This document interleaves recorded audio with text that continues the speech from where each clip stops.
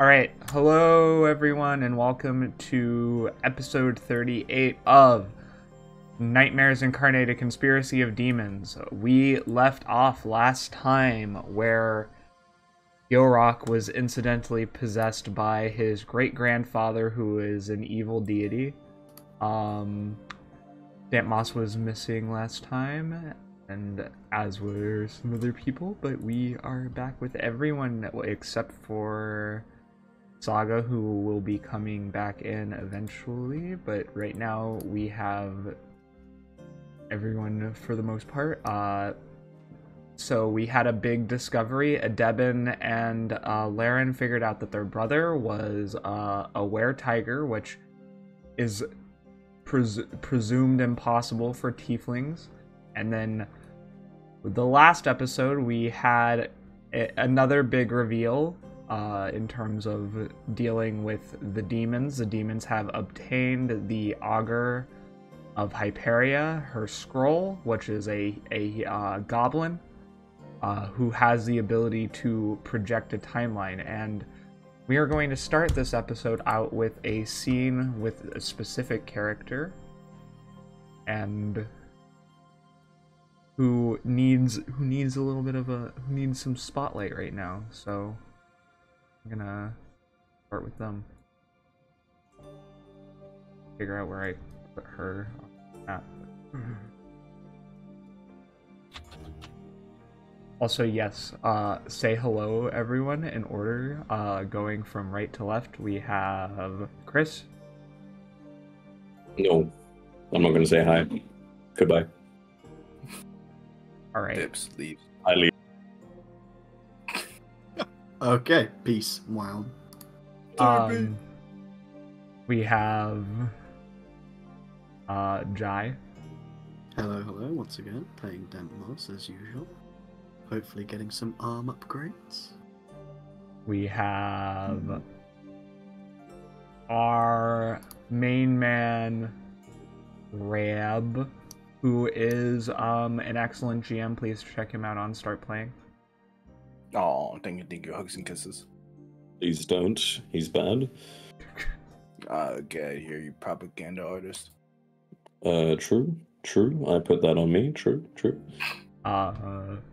We have Jesper, who happy Norway Day to any Norwegian viewers. What's the title of the day? Norway Day. Happy Norway Day. It's just called. It's just kind of called the National Day. It's the 17th of May. It's I guess it's our Liberation Day. Guess it's when we got Independence. Oh, it's called. Yeah, Independence. Yeah. Norwegian Independence Day. Cool. Did you fight for I don't aliens? fucking know. I don't know. I wasn't there. Oh, But fair anyways, enough. hi. Anyways, hi. I play Gilmore. I'm gonna have to excuse myself right now. I'm a little fucked up, but I'm just hoping it'll help the creative juices, you know. But So I'm sure this is gonna be. I'm sure this is gonna be fun. And of course we have me, your DM and host. Nobody. DUSK, also Will, whatever you'd prefer. And we are gonna Nerd. Wait. Okay. And we are gonna get started as soon as I can find the picture that I just opened for this man. There he is. Thank you. Who you guys doing? I'm having one of the weekends of all time, that's for sure. Look, and it's a Wednesday as well. exactly. I literally don't have uni until next Friday, so I'm done. I'm good. What about I just you? have my exam and then I'm over with it. All right, Oh, we're Rage gonna on. start Oh. today. Oh With- shit. Oh, shouldn't be anymore. Why is the guy's face so squeezed? No, just zoom out, Casper. No, it's a building now. It's the upstairs of the building, yes. Oh shit. It's mommy. Alright. Elmara, you said last time you were coming up to go to bed. It do be sleepy times. Okay. So I have opened a room for you to go to. Oh wow. I wonder who it is. I wonder what's gonna happen. Waddity waddity waddle waddle. I go to door. No knock. In. I see what I see. Hello.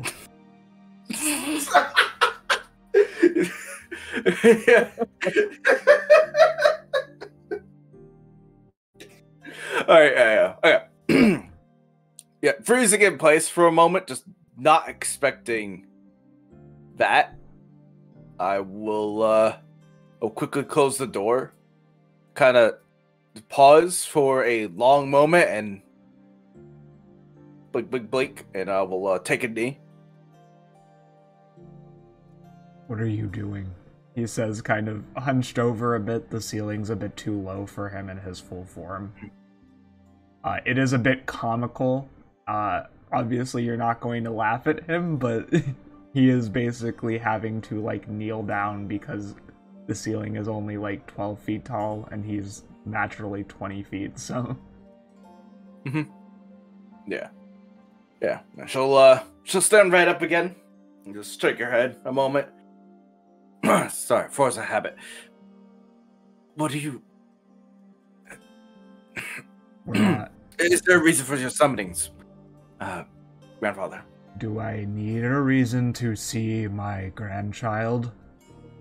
I was under the impression that a Viscount of the Hellish Imperium can do as he wishes, he says with a small smile.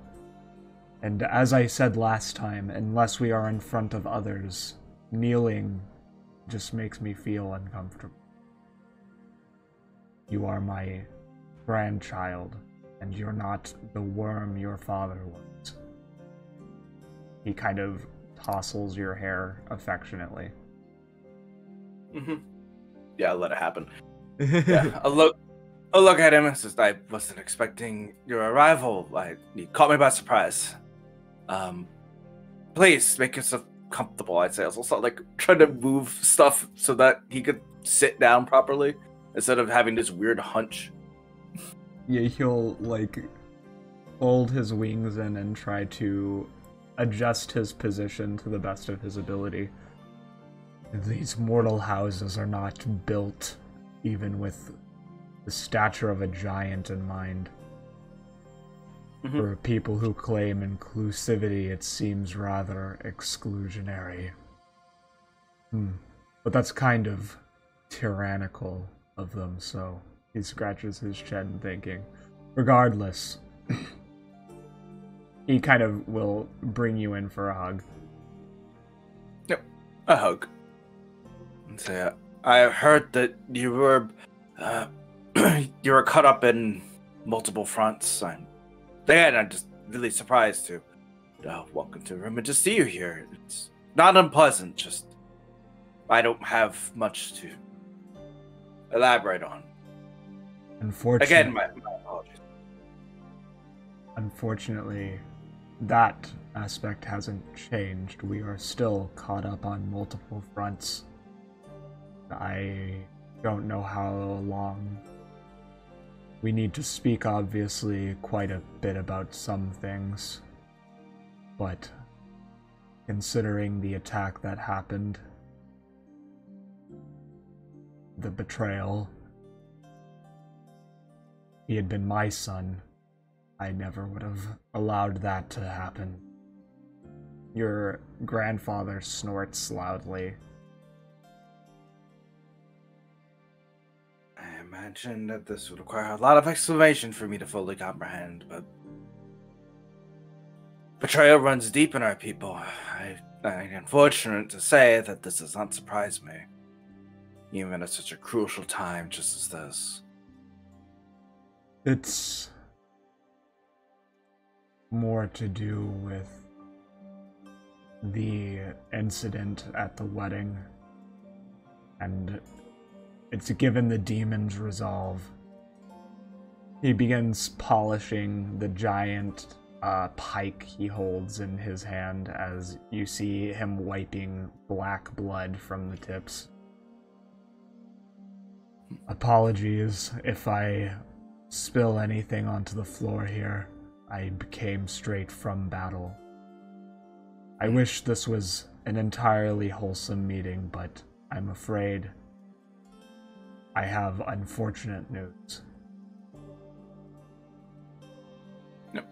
I'll sit down and take a breath and say, alright, let's hear it.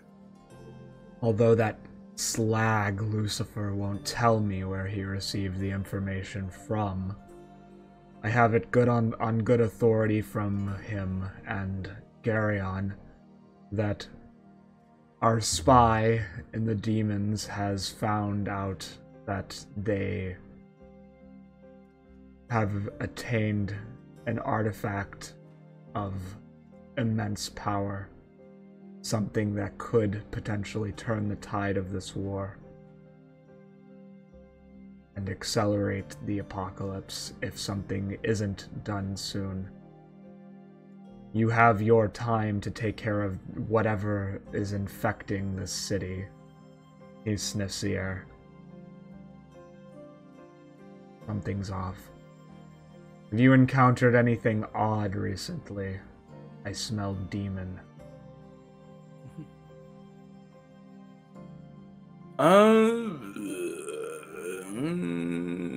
Yeah, she'll shake her head. I haven't encountered anything of the sorts, but your senses are far greater than mine up here. The crystals. You want to roll me an insight check? The crystals were pretty odd.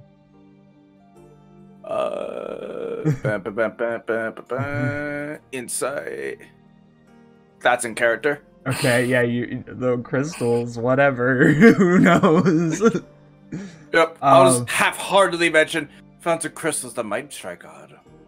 But they're more artifacts than anything, correct? Who knows?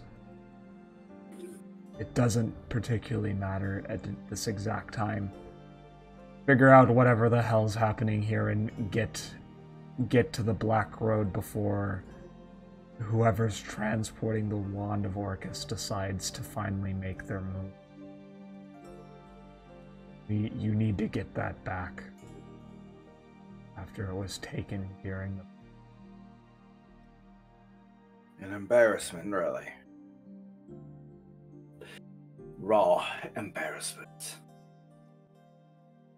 Embarrassing indeed. What's far more embarrassing is that the gods allowed the Scroll of Hyperia to fall into the hands of demonic.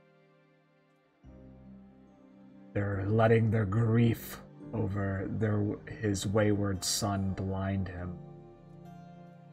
But this just increases the urgency with which your group needs someone like you. He points a finger towards you. And you see a wan, tired smile kind of turn on his face as he kind of says, I haven't seen Viliac in months due to the fighting. And neither have I had the chance to talk to you. But you stood up for yourself.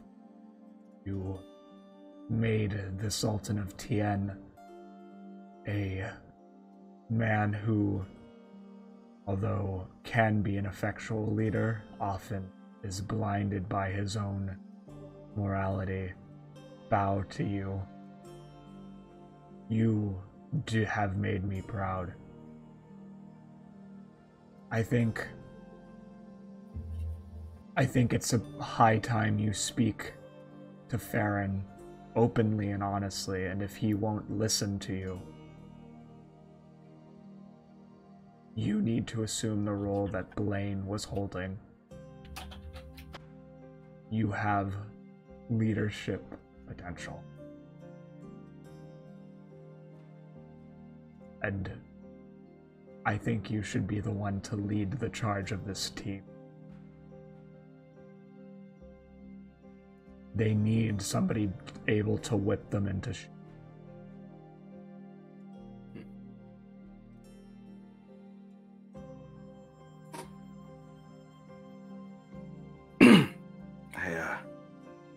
I agree.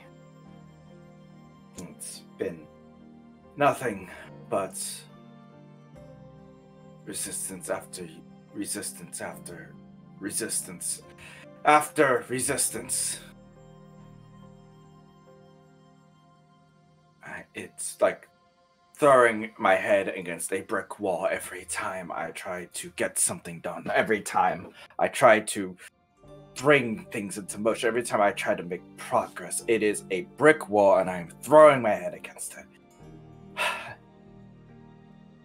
But I'm glad my efforts being noticed by someone. Thank you.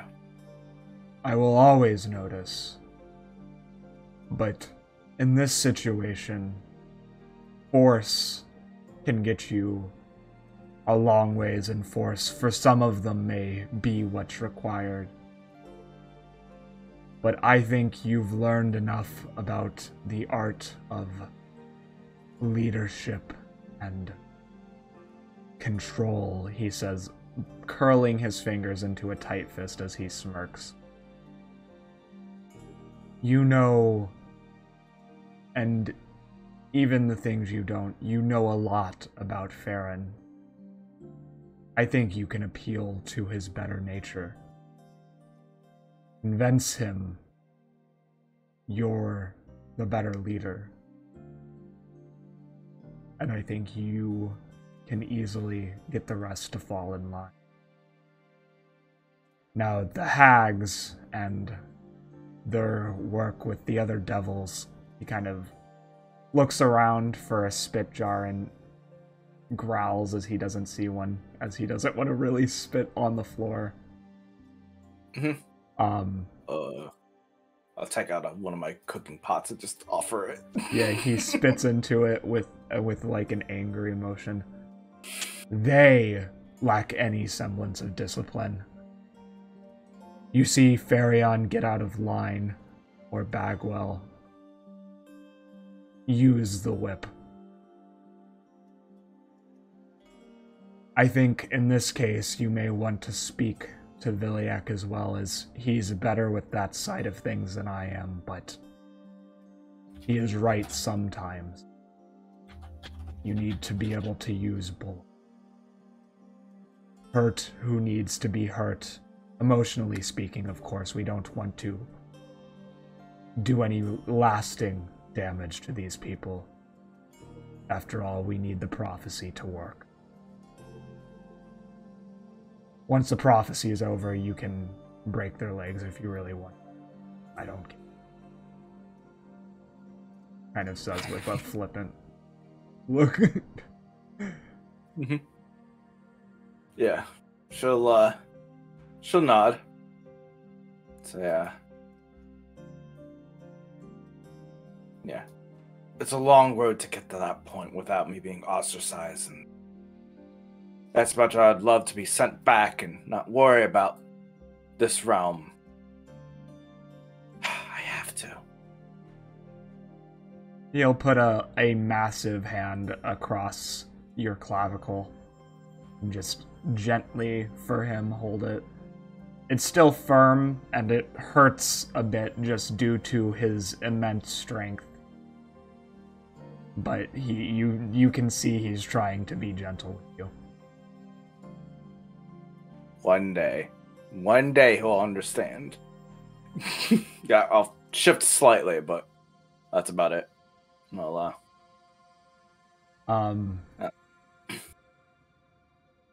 Your wife, how is she doing? Damn, what was last time? Yeah, I'd say it's been months since I talked to her. I miss her dearly, but this has to come first. He nods. Your mother's a shrewd negotiator. Still holding out on that contract. You should talk to her when you get the chance.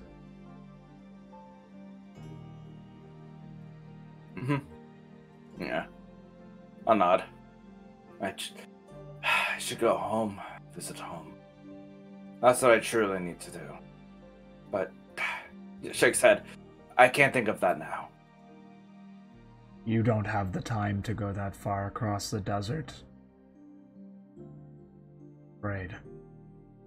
But Yeah.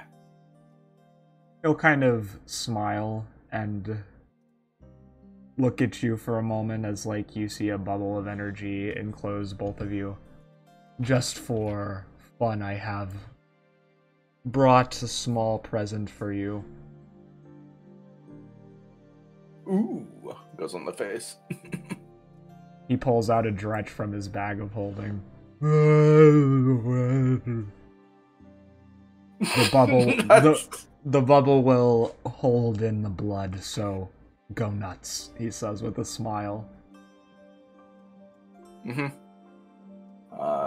Can I get Zero Hesitation.exe playing in the background as I whip out the new flail and I will go ham. How hard do you Check it go? I'm taking out all my frustrations every single time I've been talked back to. Every single slight goes into the stink. You beat it into successfully developed the concept of a ketchup packet. Yeah, you beat it into a black pulp on the floor. Well, it's not on the floor, but inside of the space bubble. As your grandfather kind of watches with pride at this weird... I mean, it deserves it, it's a demon, but this is still weird when he's like, "That's my girl," on his face. I'll bring something bigger. Maybe you can bring in your allies and they can learn the ways of true domination. Slowly but steadily, grandfather. I'll say, kind of savoring the adrenaline rush. Yeah. Bro, I'm gonna remain standing out, looking at him again. Soon enough. He nods. You are a pride to my family. My mother's fame will be rectified by your capabilities. He will give you another strong hug and say, "Now, I have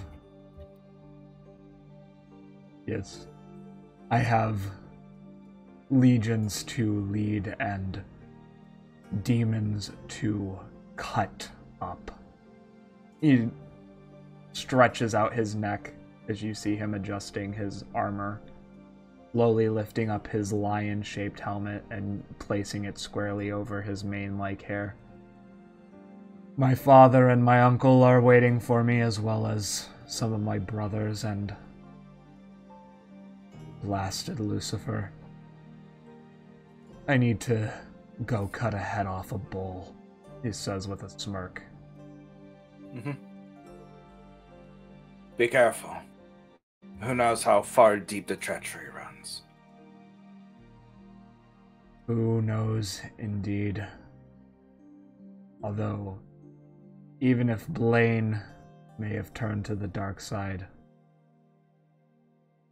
he kind of looks at you and he seems a bit sure in this moment, but like also a bit shaken. You don't believe Jaimar would, do you? Yeah. That's not what she was expecting from this. So yeah, she'll give him a head tilt. Curiously looking at him like, is there doubts on the minds? Please express them. Maybe my surface experience could help bring some perspective to your viewpoints. There's no doubt about him necessarily, but Jufor's cracking like an egg. The god experiences fits where he turns into a demonic avatar as the shard burrows deeper into his chest, and we don't know where and when the next shard will reappear.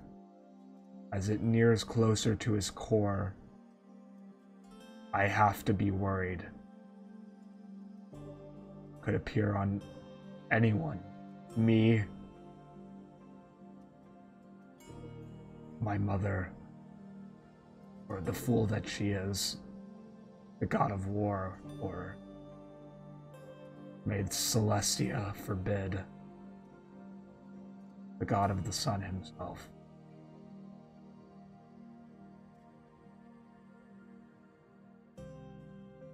That is what I worry.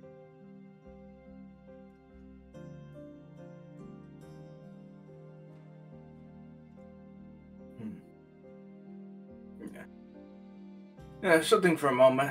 She says,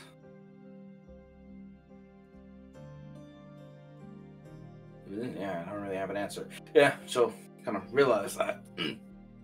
So, I don't really have much of an answer, Father, but I'll assure you that if a shard were to appear in anywhere near your vicinity, I doubt it would affect you the same way it would affect them. We're built better. He nods, puffing out his chest. In some ways, yes. But that shard is not of this universe. But I would resist it far longer than before. As 6,000 years. He clicks his tongue.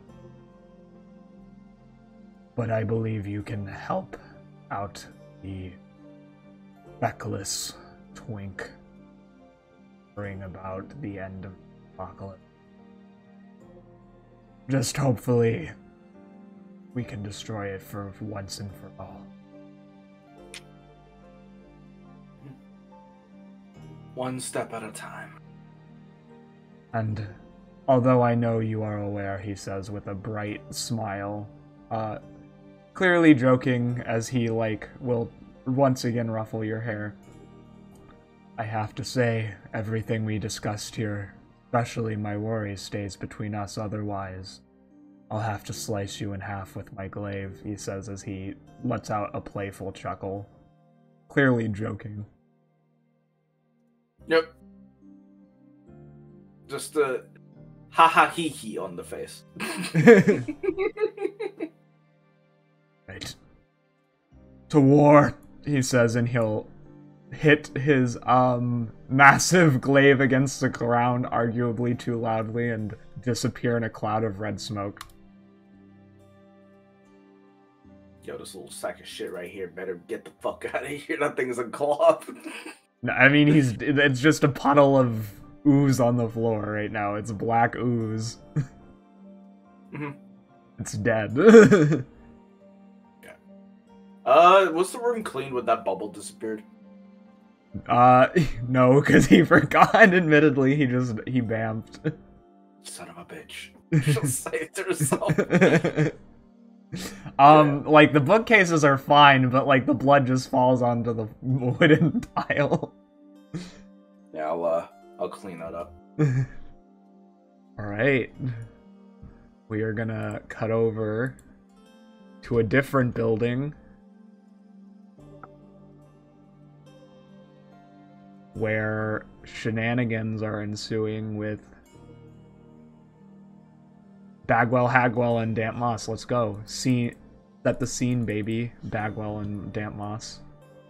Right, Casper, this is us. You clocked in? Yeah, I'm here. Cool. I can't see. Okay, there's the map. Where are we? There are we. Okay. There's a bit of a ship map because there's not supposed to be boxes everywhere, but we'll deal with it. So, okay, so Jai, you see this big, assortment of boxes in the middle here? Mm-hmm. we'll say that's like the smith, Cool. where they melt the metals, the smelter, right? Oh, I didn't know This you along the wanted a wall- smelter specifically. Okay, I can find you if. Dude, we're making adjustments to a metal arm. Of course we do. Give me a minute. No, don't worry about it. We can just use this room. It's fine. The one on the walls there, just the usual shit. But anyways, let's go. You shoot. Right.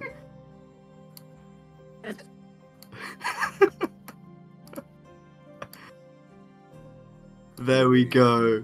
Boom. What do you want on the arm? It has become a smith. I think I glanced down at you and... So, Bagwell, do you have anything in mind, or is it more of what you believe I would want? Well, kind of like. I mean, you can't see his face because he's wearing the mask, but he kind of takes like a thinking position. He goes, "Well, I have a lot of different materials, so I could analyze you and try to see what magic seems most appropriate, or I could try and do whatever you want. It's up to you." Well, I definitely think an analysis would be good if you have that capability. Yeah, sure. Can I like Arcana check a person? Is that possible? It would not be Arcana because you would have never seen this before. I mean, how would Bagwell have seen an antimatter rifle? I mean, it's not about the arm. It's about analyzing damp. Ah, well, I mean that would be medicine. Could you use identify the person? Can you? I would say medicine. And also, Okay. you could use identify on his arm, but you still wouldn't know what it is. It would just tell you. Well, look, let's try a medicine. That's a 15. It's not bad, honestly. Yes, this is What a 15. This is an integrated magical arm of some form, wired into his nervous system. Yeah, but that's not what it's about. I mean, like, what? It's more to find out what magic fits damp moss the most. Like, what's his most prevalent magic? Lightning in nature. I guess. Lightning in nature. Sicko mode. Okay, cool. So he looks and goes, do you make lightning? Oh, actually, I just like gently tap the necklace. A lot more than I used to, yes. It seems to happen quite often. So, you would say that's a preferred way of casting spells? I would say it's the one I use the most for attacking, definitely. Okay. So how about this? In your arm, wait, let me check it. So he's gonna cast control for create flame and then control flames to make sort of like the white hot, like a flame in his finger go white hot. Okay. Just kind of test it on the arm to see how heat resistant it is. Just to check like the outer layer of the arm itself. Well, a white hot How flame does start to melt the material. Okay, he stops. And then he says, "Did you want any customization to the arm, or should I just attach it? You had some wood somewhere, didn't you?" Oh, yes, I was thinking of adding that to the outside as sort of plating to help with the more naturistic side of my magic.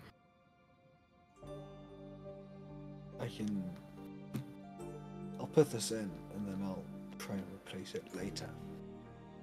Okay, so for you, Dusk, the DM, what he wants to do is with the smelter that we have in here now established, he wants to melt some copper and basically make the mold of like a Tesla coil that can be activated at the arm and basically do a weak lightning bolt from the arm.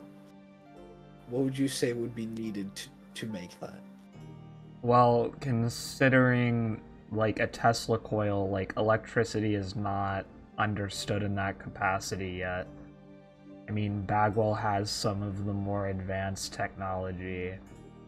I would say you would need to roll intelligence and an arcana. Intelligence and arcana?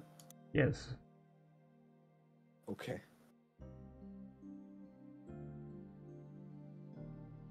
But it's a high DC. Okay. 21 on the intelligence. Arcana, that's 22 on arcana. 21 and 22. You know enough about basic circuitry to possibly construct some sort of primitive mechanism using copper to create, but there's no way you would be back, because unless Bagwell studies specifically this topic for longer, he could not make a Tesla coil at this moment. Well, it's not necessarily meant to be like specifically a Tesla coil. It's just basically meant to be a thing that will conduct lightning. Do you mean to like channel my own magic through it? Basically, because he can make spell storing rings, which can store a spell up to a certain level. I can't remember right now. That would take way more it's than basically just a concept of that onto just something in the metal arm. That means that Jai could store a spell in his arm basically and do a lightning-based spell because his magic is more lightning inclined. That would take more than one idea, session of this. It's possible for you to embed what is the equivalent of a lightning rod to make it so that his nature and lightning magic is able to once again cast out of that arm. Because right now he's running into the issue that arm basically is only functional martially. Like it doesn't work with his magic. But you cannot just create a spell storing thing with just one this current improvement. That would take several sessions. Okay. In which case, back into character for a second. What do you need me to roll to replace the outer metal with the wood he got and make a small circular storing area in the palm of his hand? You've rolled high enough to start that process. You've rolled high enough. Okay, so then I want to do that. I want to replace the outer metal with wood and make a storing area that's about coin-sized in the palm of his hand that can close when he wants it to and open when he wants it to.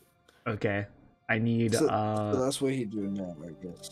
A description of what exactly that wood plating kind of looks like, please. I would say. What's an example? There's a specific example I had in my head. In not the most specific terms, but just so you get a general idea, where the forearm is split into two sections. Just the forearm itself, not the hand. One on the outer side, one on the inside. The hand itself would replace the mechanical sections on top with wood leading down the tops of the fingers, but leaving the metal hand section. And then the same for the bicep and tricep area, except not yet, but perhaps in the future with more magic running through it, the wood would start to grow more naturally, but for now it would look quite synthetic, as if I had simply replaced the metal sections with wood.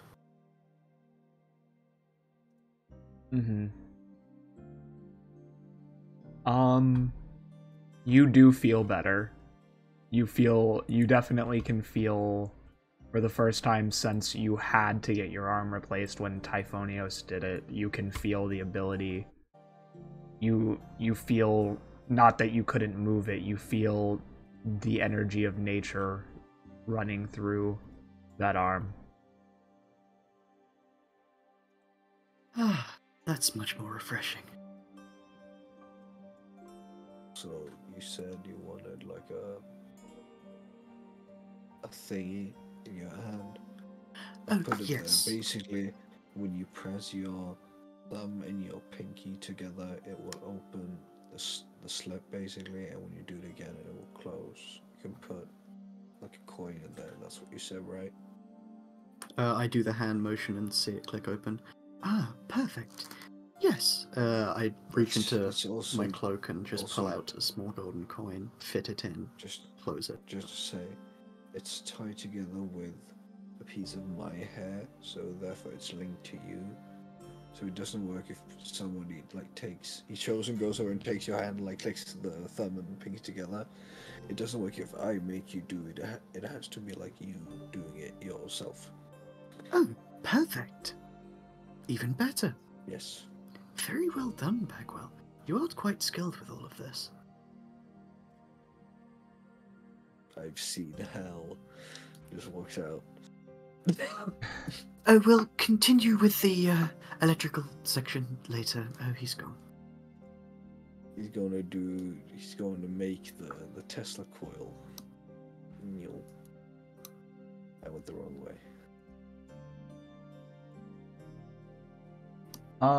Do you do anything, Damp Moss? I think actually I stay out here for a moment and just sit next to this, definitely a smithy, so that I can stay warm with the heat. And I'll just focus on the wood around the arm and just see if I can get a proper connection to it. Damn, Moss missed the fact that I beat the shit out of my granddad. Yeah, I was just meditating next to these boxes. I mean, the smithy. That's kind of going on at the same time as this, to be honest. Exactly, yeah. Because as you sit there and meditate for a while, you think it's probably going to take some time. You walk out to see something a bit interesting going on in the gardens. Ooh, I wonder what that is. Immediately starts getting closer. But also turns into a mouse. Because I always forget I have wild shape. I see some interesting shit and I go sneaky mode. I'm a mouse now. Alright. Yeah, you see a Devin and Laren standing next to a were-tiger and a force bubble, having a conversation. And you also, if you look over in the horse pen, you see a bunch of blood that is bright golden color splattered all over the place. I definitely recognize golden blood. You know what? Let's see. Do I even try and figure this out? That was a saving throw, but whatever, I'll use it. I think it's the same modifier. No, it isn't. Oh god, did It'd be I turn slightly off? high. Uh-oh. One moment. I've turned off hardware acceleration. It's not actually rolling dice. Do.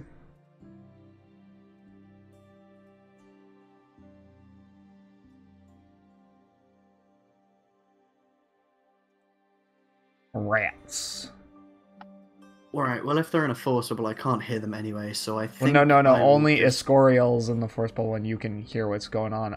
Chris and Casper, would you like to inform Jai of what happened? Okay, you're down. Yes, and then it's just kind of looking at this ball, and he sees you coming, and he goes,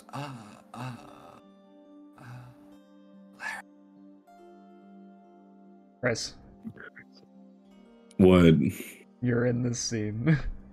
I know, yeah, I'm responding as Laren. Oh, okay. That was my bad. points head towards Dampos. I'm a mouse, you don't see shit. Yeah, you don't see, you can't tell. Well, I didn't know that. Okay. So Isku's sleeping now, right? Well, I mean, yes, basically the same events that happened last night are just happening. I just want you to describe it. It says to Lara, okay, so basically, they're standing there in front of this fucking ball with this wet tiger, Iscorial in it. You don't know that it's Iscorial, you just know that we have something in a ball. And Devin says to Lara, this thing only lasts for about a minute. So he's gonna drop out any second now. So if you have an idea, I'd do it right now. I grab a hold of Escorial's body and I just teleport us upstairs into his bed and I just put him in bed. Yes. So that's what you see, Damp Moss. So he was still in tiger form, correct? Yes, he was. He appeared to be put to rest. He was falling asleep, muttering. Okay. You're not sure who it was, though. To be honest, You saw us have a tiger inside a ball. Yes, a tiger. Yeah, and then you just pieced out with it. Honestly, I don't think I question that too much. That's like maybe a 3 out of 10 on the weird need to know about factor. I think you guys just have a cool pet, to be perfectly honest, is my first thought. Oh, how intriguing. I'll ask them about it in the morning. Does anyone else do anything during the nighttime? I hit a juju on that beat. God damn it. I don't know what that means. I think. Anyway.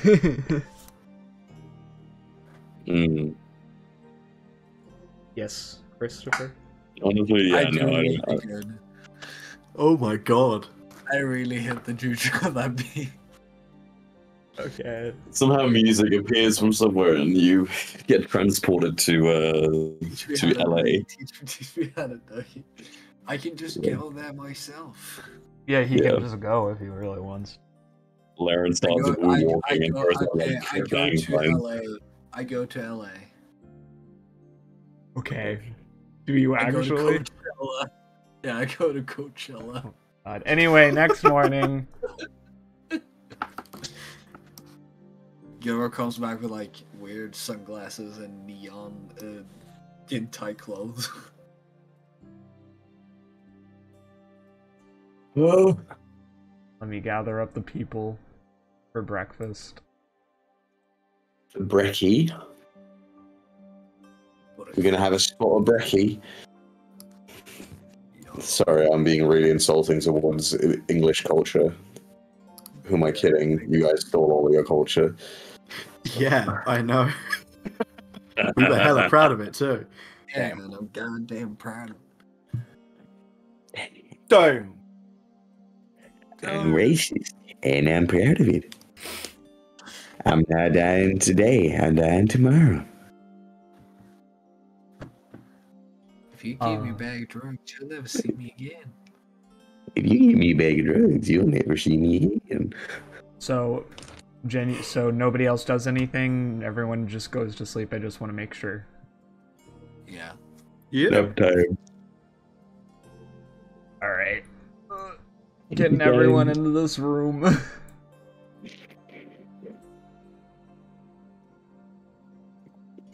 The most crowded breakfast. Is Elemara not having breakfast with us? Oh, no, wait, there she is. No shit. Never mind. Yep, I'm there by myself as usual. Having brekkie. Next to my grandpa. Swap places. Okay, well, I don't give a shit about that man. He's a lame. Let's do like this instead.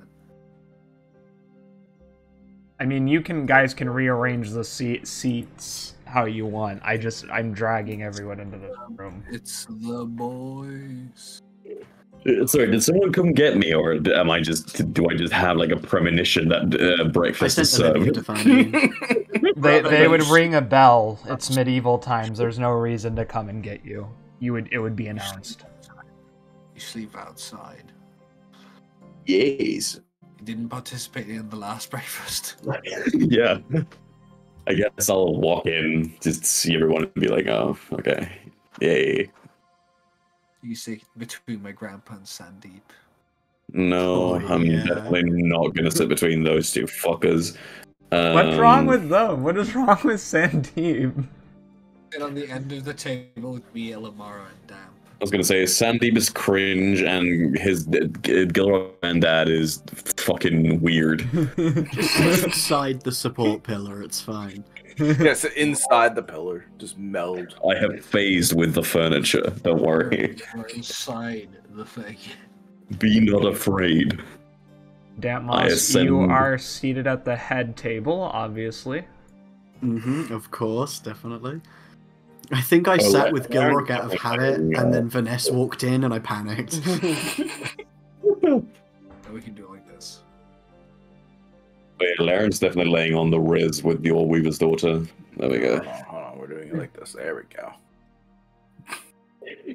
Oh, you wanna fucking shack up with me, huh? Is that it? Monkey in the middle. Monkey in the middle? Okay, so we're at breakfast, right? You are? Gil, me, I'm gonna lean into Elemara and be like, hey, you know all that shit you found the other day? Like all of that shit at the hack camp? Yes, I remember all that. Should we maybe like look into some of those things? Because didn't you find like a fuck ton of stuff? I did, yes. Maybe we should look through them, see if some of it's useful. Are you expecting something in particular? Not really. Just if we find something that's like seems cool or important or powerful, I don't know. Out of character, I'm laughing. In character, there's a look you just a singular raised eyebrow. Isn't it smart to know, like, keep stock of what we have? I'm fully aware of the importance of knowing what's at disposal and what's not. It was under my impression that we needed some sort of expertise that we don't have access to. Are you saying that that has changed? Not a game. I just have a list of a bunch of stuff. I didn't know that we needed a guide. Your guy is your grandpa, but the risk that's a risk reward situation. If you want to risk, I mean, Gilrock would know. Do you want him to be touching evil artifacts when you're making progress with him being less of a dick? Okay, so Elemara, listen to me. We have a high risk, high reward situation on our hands here. How so? You see my grandpa over there. I point over to him. Who he is fucked up. He is bruised as hell. That guy. I got possessed. Sorry, did we get a long rest for the yeah, night's sleep? everyone's long rested. You see Alright, that cool. guy, Elemara. I beat the fuck out of that guy because I got possessed by my great granddad, who's apparently I can't say, but he's a big guy. So what we could do, because Gramps seems kind of chill for the time being.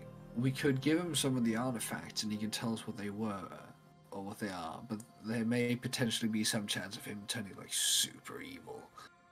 So since you picked all the shit up, I'll leave the decision, the final say, to you. What we should do with it. But I just think it's smart to find out like what we have. I didn't want to do that option because if he did go all out, and I'll lower my voice, you say I'll have to kill him. And that's not something I want to do in front of you.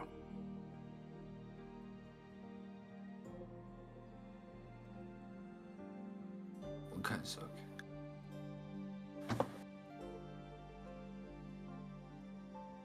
Oh well. We'll do something else. We still gotta how to go with the archery thing. We gotta steal a statue from it. Mm-hmm. I tell them the results. Very Yeah, cool. Bagwell won the Yeah. contest handily, Let and me- you received Uh, a total of 5 dinner invites to the winter ball. Who you're gonna have to I think no, it was 6. You got to pick who you're taking with you guys. Who do you think you're gonna bring with you to the winter ball thing? What is this, high school again? I mean, are we doing like a diplomatic infiltration thingy? Yes, but it just reminds me of prom way too much. I can understand that. Well, I would just say if we do any sort of infiltration or espionage, if I hear the voice of a person for like a minute, I can perfectly replicate it. So if you want to leave like some magical trap somewhere with anything, just let Yes, this would be a merit-based invite. I'll have to choose my people carefully.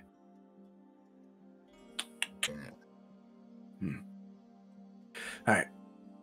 Anything else that happened, since apparently somebody got possessed, and then another person, is a bloody mess. I said, looking over at Grandpa, anything else happened between then and now? We need to figure out what those crystals are. Veitara speaks up. We still have... What? Electron crystals. What did you say, Rob? I'm confused. Oh, is that this person right here? Yes. Oh, okay, cool. Okay, I was like, how did you see me? Okay, nope, I was looking at the wrong picture. Yeah, that is definitely something that we should consider. Any suggestions on the matter? He looks over to Rook as well. Stares. Just looks back, kind of waiting for a question. Hits the nay-nay. Well, what exactly did they do to you? We need to understand how they work. Do you still have them in your bag, Gilrock? Well, I have a couple. Apart from the one Sultana obliterated. They're like trauma crystals. You touch them or you break them, and you see your greatest shame or whatever. Or a very traumatic memory. For some reason, I at one point saw my parents. It's a little strange. Do you want to try it?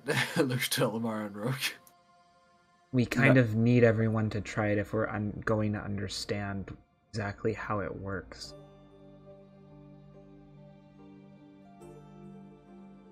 I can't imagine that there's an expert out there that would be able to decipher the function of said objects without having to actually activate them and go through perpetual torment. We have at least 3 expert class magic experts in this room, 2 of whom are semi-divine, 1 divine, and Baron didn't recognize them.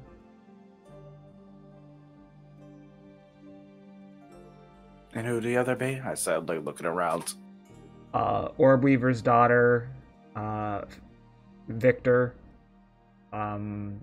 You also got, a Deben, who is an artificer, Laren. They're all pretty high-class magic individuals. But, above all, Orbweaver's daughter, Victor, because Victor's literally a god. So...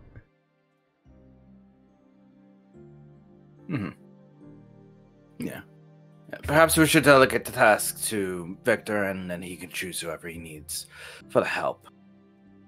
Getting these things identified without actually being tormented by them would be a very nice, instead of, I just do a motion with my head exploding.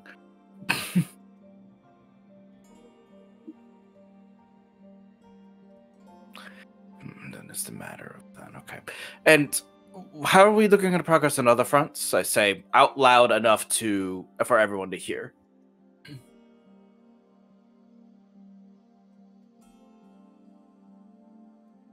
Could you repeat? Almara asked how they were doing on other fronts in the orb. Everyone kind of looks up. And the Orb Weaver's daughter will kind of be just eating her breakfast and kind of looks over. And then she looks to Rook as well and says, well, I assume the team who went to the underground lair has some sort of idea of what they need to do.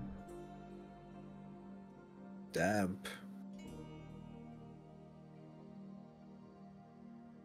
Yeah, what are we doing? What happened when you went into land down under? We gotta ask Vaness. Is that the name? Of Dab's girlfriend? Yes, it is. Yeah.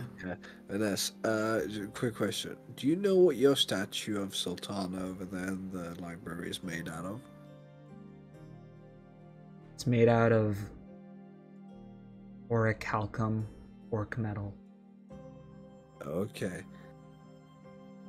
Because we need a demon to make like a replica of that one, because we need to steal it for the Thieves Guild, so Rook can check out a door. They apparently have some sort of special door. There's a bunch of undead under the city. Ferry, you should probably tell your brother about that. There's like a bunch of mummies. It's insane. Morgana got eaten by a crocodile. It was crazy. You had a fatality, and this is the first time I'm hearing about it. No, they didn't. That's not what happened. it's a shit post. We just say that she got hit by a crocodile. Oh. She left. Anyway, Farron will kind of look up and say, it is common for most Tianese cities. We are built on over 60,000 years of elven heritage, but you are correct that there were unusually corrupted undead. That was the part that was of the most concern. Seeing an undead in Tianese sewers or catacombs is a dime a dozen. That seems like very bad security. There's wards in place to prevent these sorts of problems, but they haven't been acting properly since the incursion has started. Should get new wards. Would it be worthwhile to send a team down there to maybe conjure up a specimen or two that are acting particularly strange? Get some necromancers to study them. They weren't... Yes, it would be worth it. It wasn't just strange. They were being corrupted by some sort of... The crystals... I can't say what they do. In fact, I couldn't predict at all, really, but... Is necromancy illegal? Yes, we're not going to get a necromancer. We're going to bring somebody from the church who works with dead body. Unless you know a necromancer that we have to use in this situation, which I will allow for the sake of ensuring. Points to Rook. Could we use Rook? Rook, you're... I mean, you're definitely decked out like other like godly soldiers I've seen. Couldn't you do something like in your faith? I just sort of look at you blankly and sign back in regards to what exactly do you want me to do? Quickly, what are we talking about? I have no clue why you point out Rook. So Here, yes. I'll tie it up in character. It looks at Rook. Do you have any proficiency with handling the undead? Oh, that's in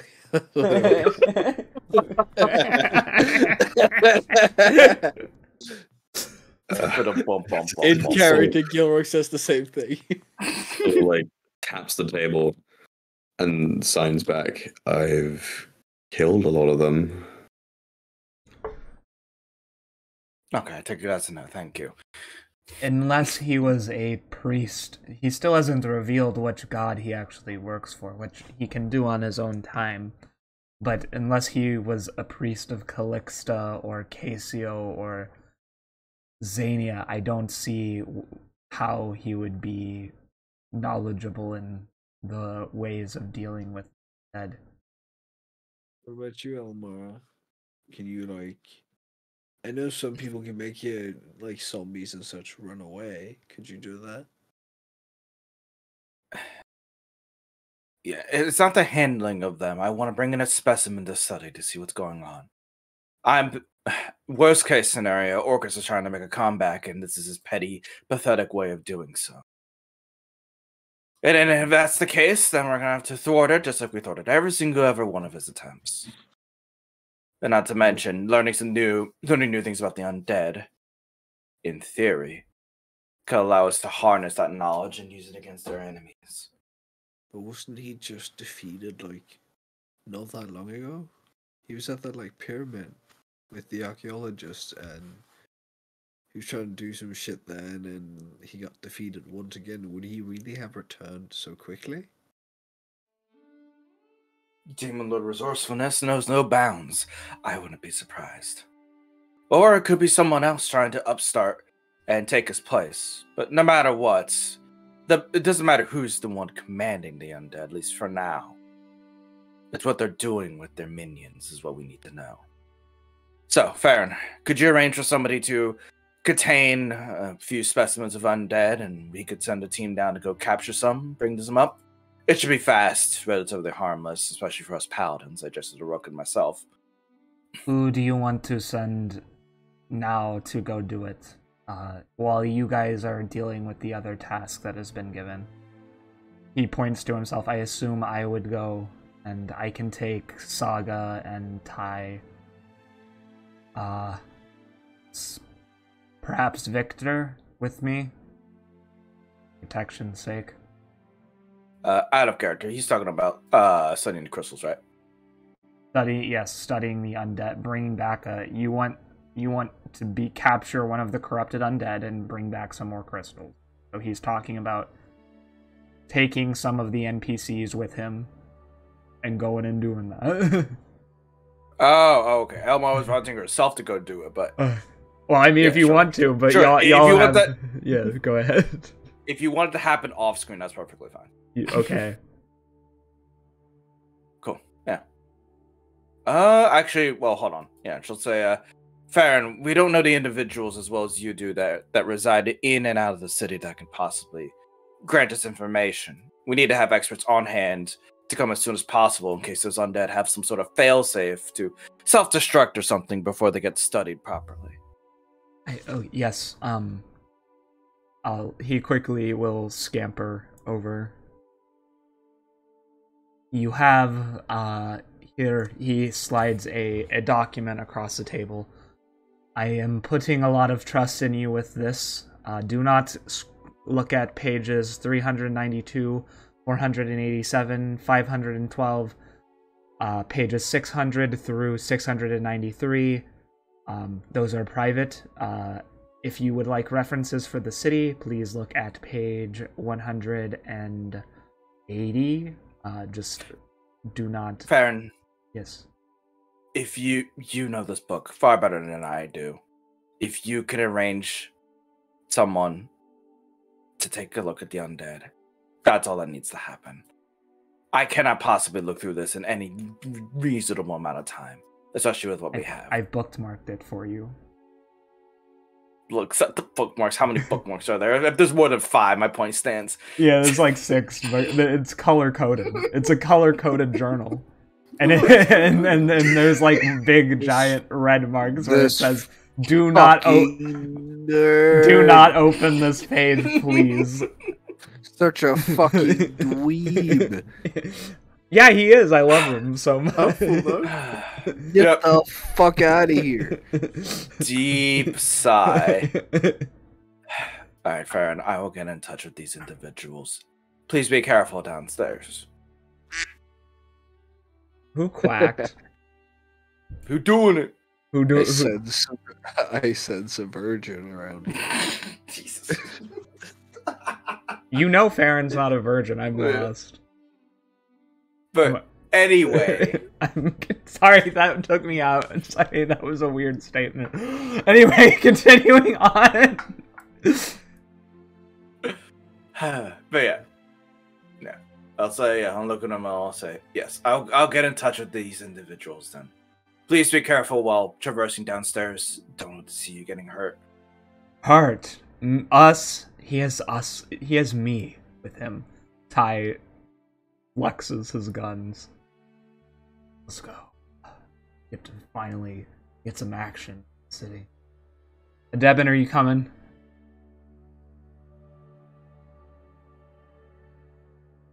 Debin!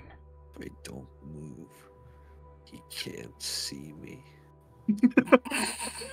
Buddy, what are you doing? Ty puts an arm on your shoulder. Well, you know. Hey, Yeah. have you look over there? He looks over there. Missy steps. out of the door, hobbles away to his room. Isco will yawn and say, I'll go with you guys. I'm super tired, I have no idea why. But I'll be fine. See you guys later. Oh, yes. So you need to get that facsimile of the statue and then go to that church graveyard. We'll be back by tonight. If something's wrong, I will send a sending, Baron says quickly with a curt nod. Yes, please do so.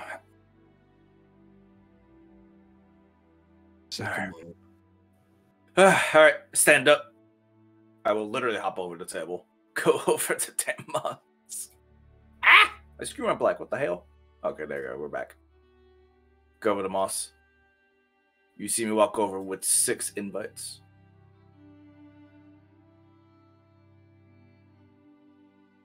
Yes. There we go. I have a dilemma. I need your assistance. Of course. What is the problem? Royalty. I just place a ton on the table. I just pinch the brow between my nose and my forehead. Yes, royalty. What specifically? You guys got invites to the winter ball too? I mean, Damp, you were gonna come as my +1, but this is great. Look how beautiful this like cardstock they used. It's totally made out of silk. She like runs her fingers over the card. I get entirely sidetracked. Invitations made with silk? That's ingenious. Sorry, do you have a specific issue? What is this? There's a damn boss. Not damn boss. Jesus, fucking that one points. That he and I won these at the archery competition, and to be quite frank, while they're expecting me there, we also need to get all cushy with individuals. I was hoping you'd assist me in the matter, but if you two are already going, then I can't invite you. But I would like to ask for your suggestions on who I should bring. I say, gritting my teeth. Oh, well, if it's for interacting with royals... I glance down past the daughter to Lauren. Chris is gone, just FYI. Okie dokie.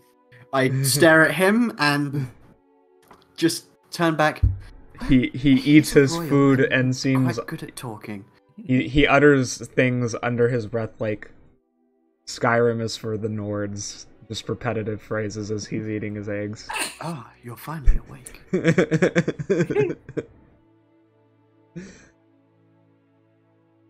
They caught you trying to cross the egg and bacon for breakfast.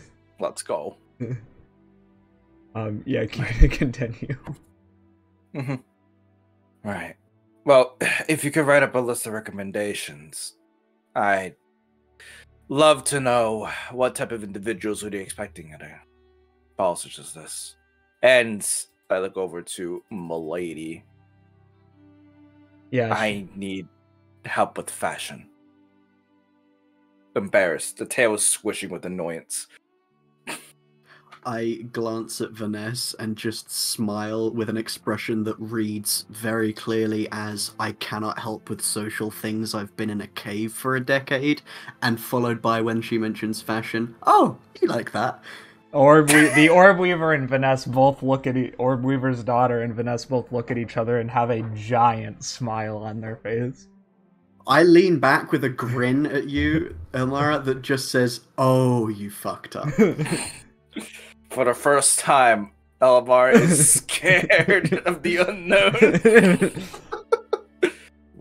Are we gonna have a girls shopping night? Girls shopping night?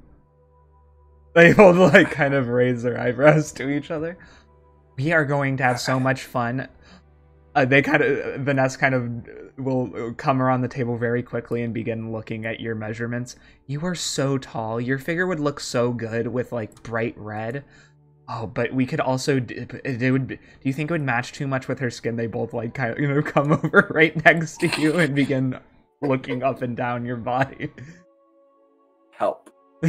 Help. Is that Help. just the pure expression on your face of just please help me? Yeah. I'm grinning at you with a look that says I cannot help you. It's the least gritty grin to ever grin. Yep. I accept my fate. Oh. What day do you want to do this? The ball is in. Today would be the. Today is what day? Can somebody check the diary? What was the last day that we just passed? The 20th, I believe. I think it's the 30th, but I just want to be sure. It was the 30th. You're right. Yeah. Okay, the ball is in 7 days from now. So what day do you want to go shopping? I think tonight would actually be one of the few nights that I'm free. Okay. Wait, what are we shopping for exactly? I can't just wear armor? No, of course not. They kind of bulb. She kind of glances at you. Right. Well, this is what I signed up for. To herself, and she'll straighten up. false confidence. I will heed your suggestions. Well, I mean, we're in Duda Deva, which doesn't have as strict rules, but I need to know just before we go to the tailor. Hijab, no hijab, what's your kind of... Where do you stand on... What's your preference? I dress to appease others and their tolerance. You'll be fine. I just pretend under my breath. You know what I think that means? I think you can go absolutely crazy and she has to wear it. I don't want to make her wear it if she doesn't wear it. We can get her like a crazy hairstyle. We can make her the talk of the ball. We can... Oh, we could do... Well, we can't do exactly what we did for you, Damp. You should wear... Well, you can't wear that exact outfit. Maybe we could modify your one outfit. Absolutely. She kind of flushes a bit as she thinks wearing about that it. again. Like, damn, you dressed as a woman before. Oh, well, not exactly. Hell yeah. You hear in your head, have you ever worn a bikini before? That's not... Yeah, she legitimately has to think about what bikini is. And then shakes her I head. send you a mental image. Now, imagine this with less fabric for the upper torso and possibly even a little less around the waist as it well. was less around the waist. It was very little. There was less fabric, period. Yeah. Sudius clears his throat and says, drow male fashion is very distinct. That's one way to put it. Yep. Like. Right. My wife would wear these all the time. Not really my style. As you could tell. No, you're gonna you belong in something elegant. I think I agree. We should put her in something, a big long dress, but it's gotta be a statement. We're gonna do this. We're gonna figure it out. We'll figure it out together. Am I going to be making statements at the ball? That's not what the tickets said. No, it's. You'll understand when we get the dress. I'm scared. Don't be scared. You're gonna look beautiful. I can already see. Do you think can you walk in platforms? One of them asks you as she looks at your feet. I'm perfectly fine with standing on platforms, yes. How high? She doesn't mean the shoes, does she? Nope.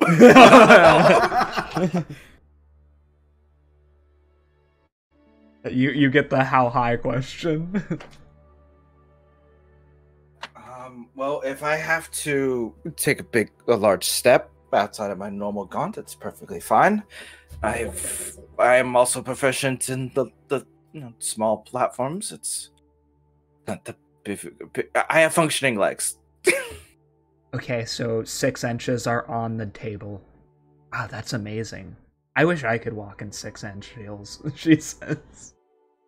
Wait, heels? I think my heels are... Looks at her feet. I guess they're about 6 inches. And now everyone's confused. Yep. Don't worry about it. Gilrook is eating his chair. What?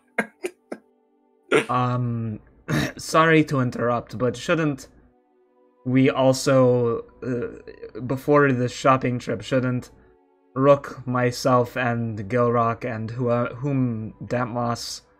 whomever else, take care of creating a simulacrum of the statue to give to? You see his lips noticeably turn sour as he says her name. Kiara. Right. Yeah, looks over at the remaining people. Out of character, do we already have people to do something like that chosen, or do I need to dictate some more? That's you guys. That is your job is currently make the simulacrum, take Rook back down to the sewer, have him do funky stuff with some of the doors. Right, yes, well I suppose we best get started. The earlier the better. Also, you can go to the you could also go to the church graveyard first if you want to, but that's up to y'all. I don't know what you want to do. It would probably be easiest to make the statue first. We kind of had the statue all figured out. Yeah. Mm-hmm. Alright, cool. Yeah, then I'll look at you, Moss, and say, alright, do you think you'll need me for this exposition? Well, the extra strength would be of help, but I don't believe it particularly necessary if you're needed elsewhere.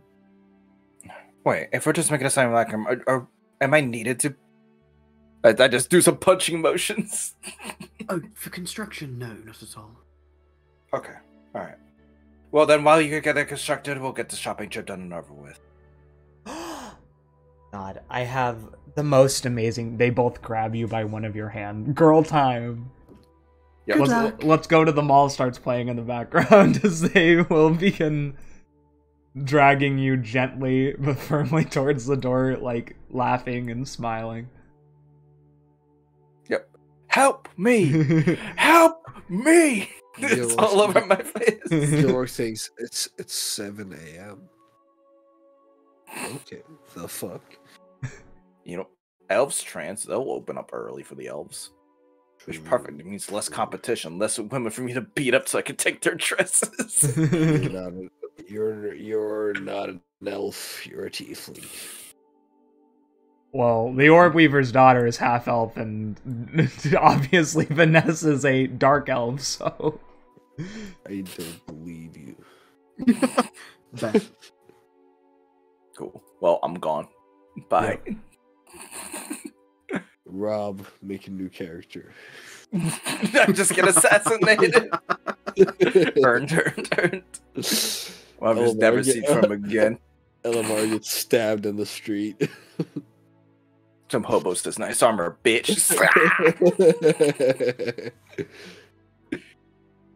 Hey, what's that over there?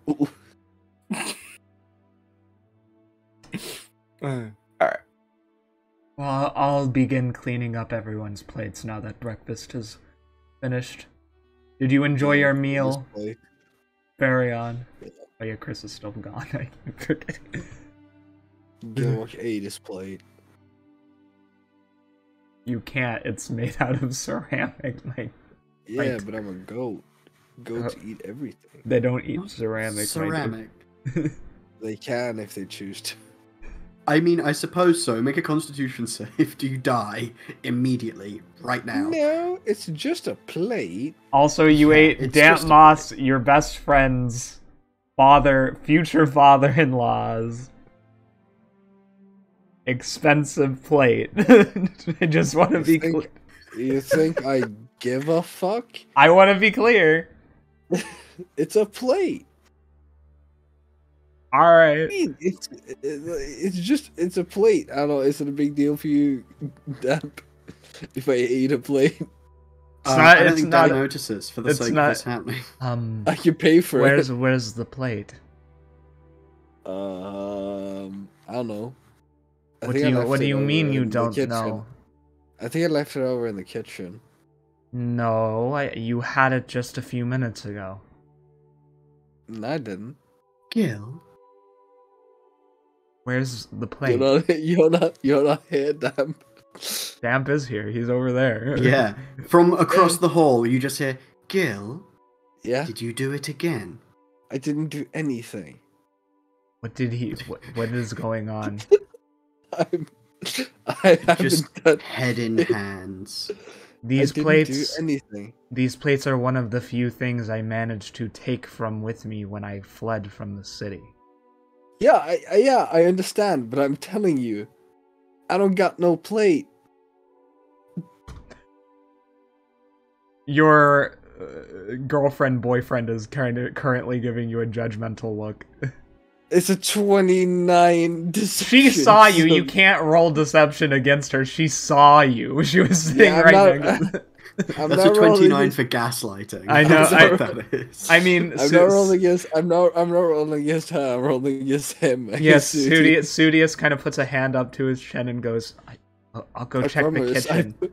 Yeah. I looked at Vitar. What?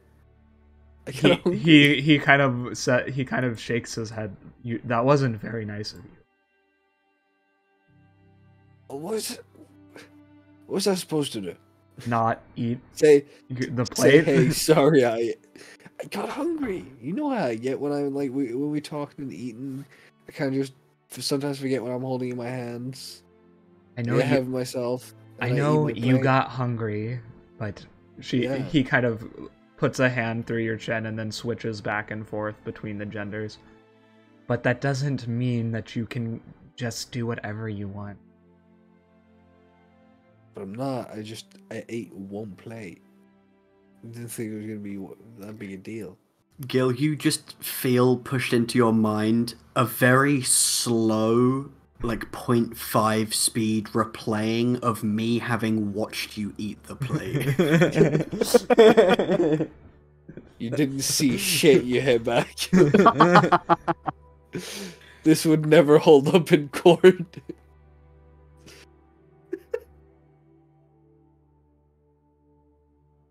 Okay. I'm Are sorry we eating that I plates ate the now? plate.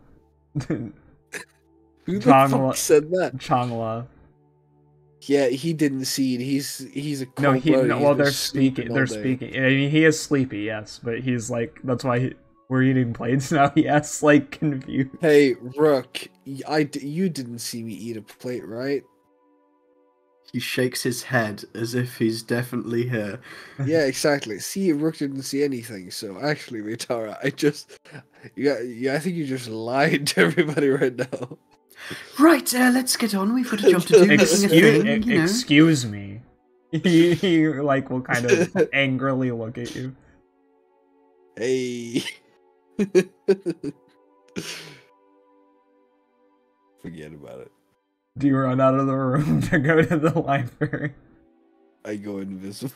Oh, Nah, I say, we got a job to do, guys. Hey, Dampy, let's go. We gotta make this thing. I stand up, wipe my mouth with a tablecloth. And Devin, place you it too. down. Get And your ass just- over here. Flap my wings once to jump over the table, beeline straight over here, and just pick up Gilrock's glass. How much alcohol do I smell in there?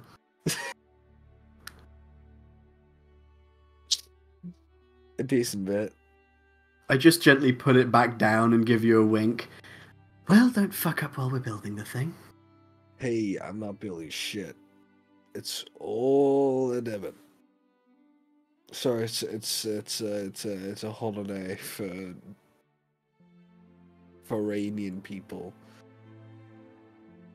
what? Foreign people. I don't know how to say where I'm from. Farans, yeah, Faranese is what you would say. Foreignese people. It's a foreignese holiday. You're supposed to get morning drunk.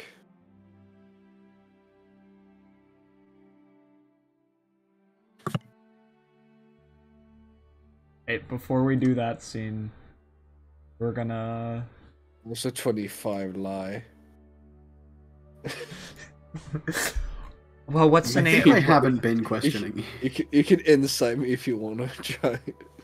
You know what? I think I hear you say that, and I just fully accept it as fact, whether I believe it or not. Well, before we do this scene, we're gonna go to the mall, baby. I gotta get a mall map. I gotta Hell get yeah. Oh, hell yeah. Wait, that's on the stream page. Whoopsie daisy.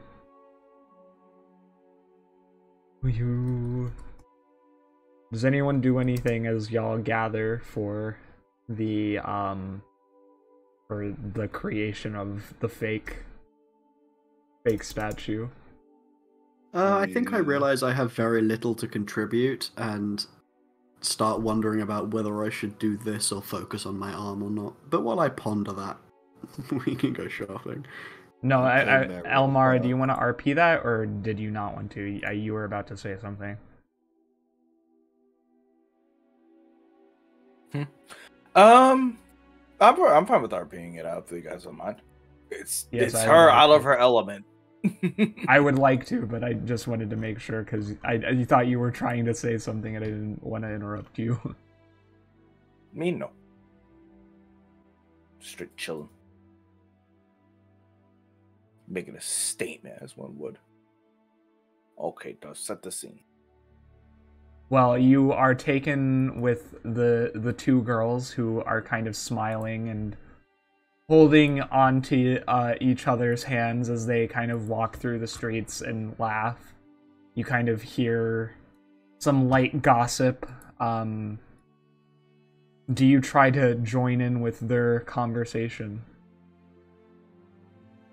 Yes. But it's very awkward. So you're from which part of the country are you from? Vanessa asks with a bright smile. Can I get a world map, please? It's in the map section. Oh, you're right. Booyah. Where is it? Ha! It's one up here. Yeah.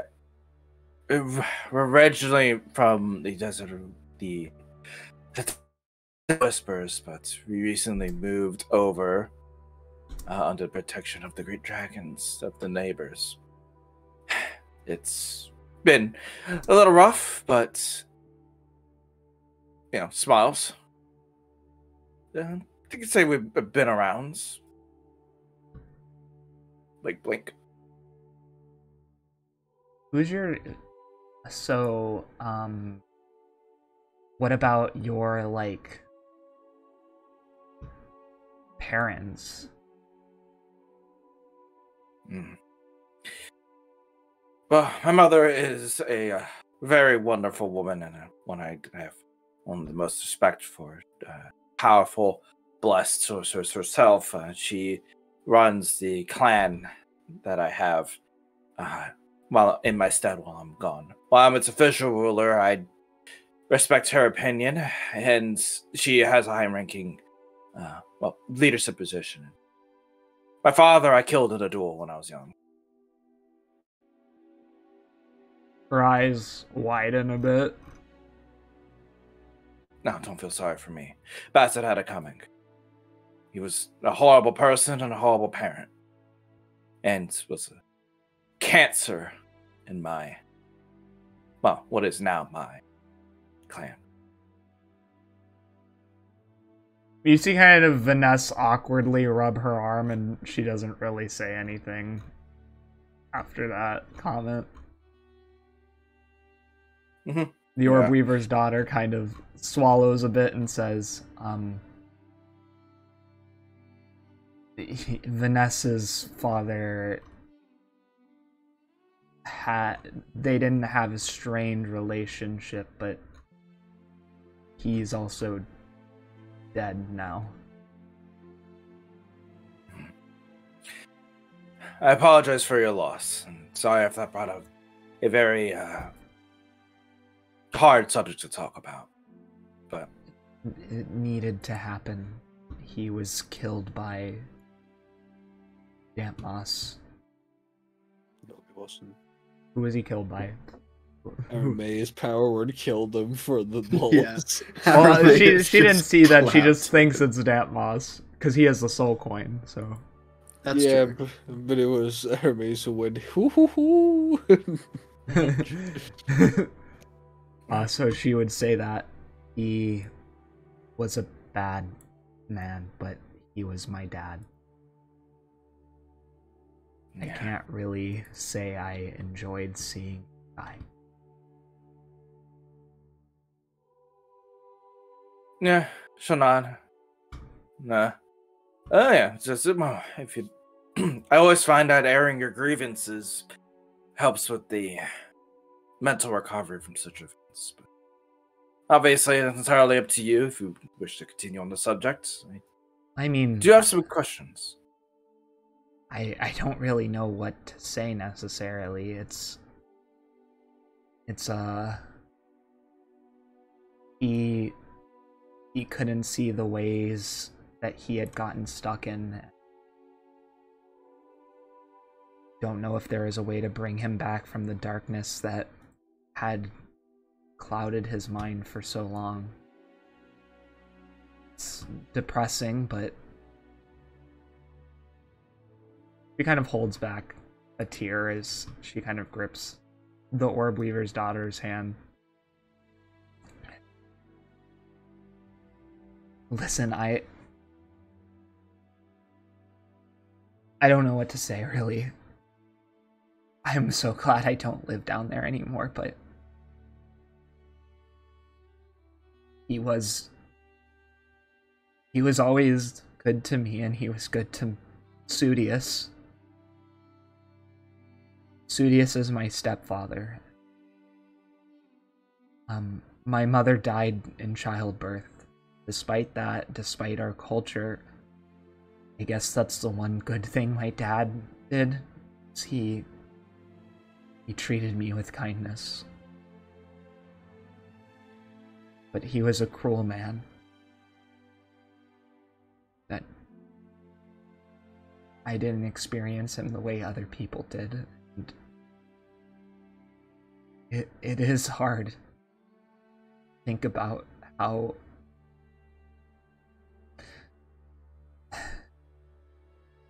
he tried to tear me away from the person I love, and he killed his other great love. We're in a polyamorous relationship, by the way, just to be clear. But I can tell.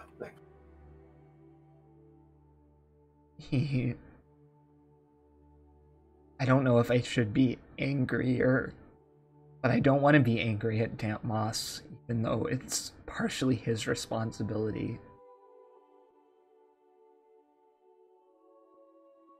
I don't know if any of that makes sense. I understand enough. This is something that had to be done.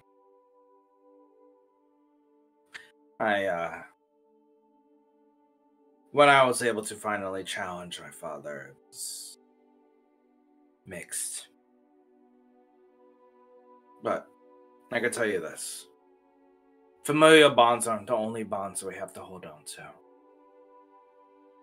And despite their blood relation, family still has to earn their place by your side.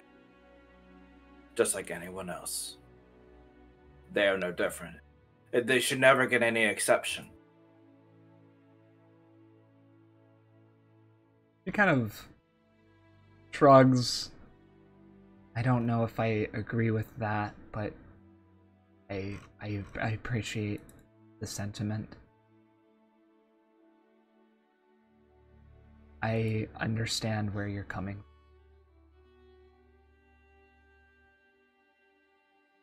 Indeed. Yeah.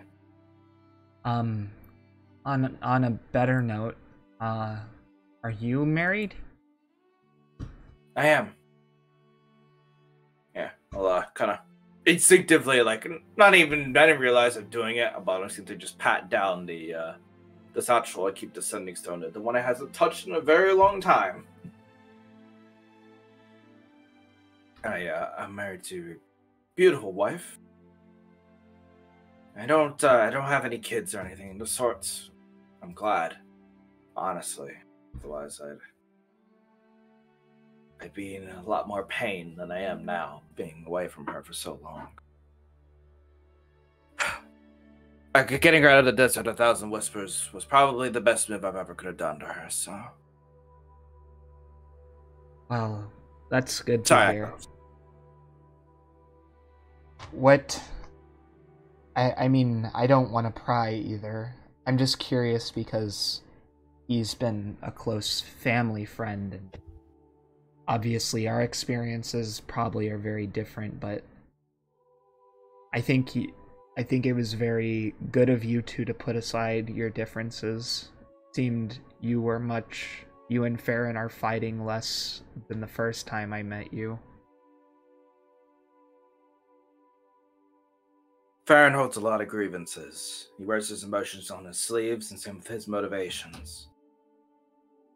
But for some odd reason, and one I can't possibly comprehend, he has a sense of superiority that's just by he has an actual title and everything that he would say.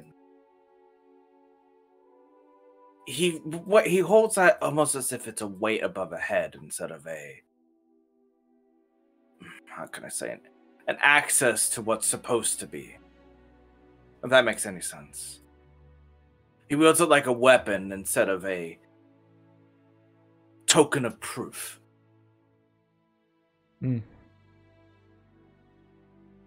Interesting. But seeing as how he and I are able to get along now, I think he finally realized what a position of power should be.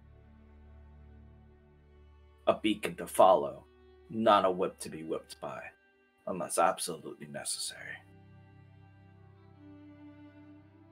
Oh, we're here. Here's the fabric store. She quickly runs towards the wooden door. Why is everything so big? Listen, leave me alone. You see giant shelves full of fabrics laid out on the tables. On the front, you see a guy, a fire genasi, sitting in a comically giant chair for his size. I like the idea this is the actual size of the Yep. store. That is what it is. Yes, that's correct. And you're about to see why. Out of the back room, you see a tall male fire giant holding in his hands, having a pair of glasses on his face, observing a piece of garment along with some other giants who kind of emerge, and half giants as well. Just kind of standing up. You see the genasi kind of give a nod, and he will move out of the seat as soon as the fire giant comes closer. I can get his token. Why is there only these two? Whatever. He's not wearing this armor. I can't find the other token.